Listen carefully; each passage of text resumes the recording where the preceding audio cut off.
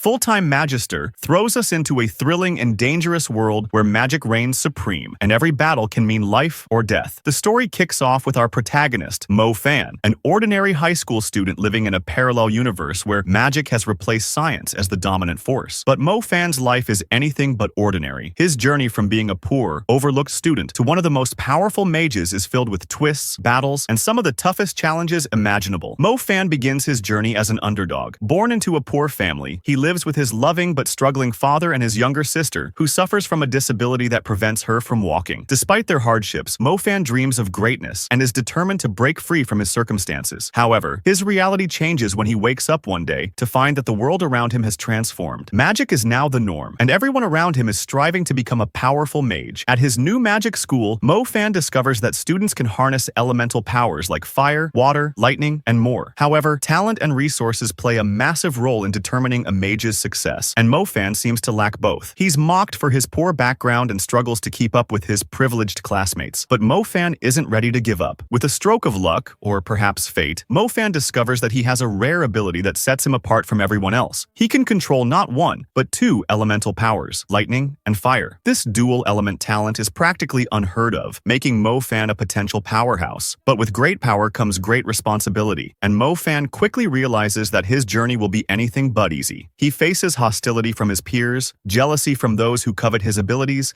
and constant challenges that test his will to survive. Despite the overwhelming odds, Mo Fan dives headfirst into rigorous training, determined to master his powers and protect those he loves. Mo Fan's path is fraught with danger, especially as he begins to attract the attention of magical beasts that threaten the safety of his city. One of the early defining moments of Mo Fan's journey occurs when a terrifying magical beast attacks his school. With his classmates paralyzed by fear, Mo Fan steps up, showcasing his fiery resolve and newfound powers to fend off the beast.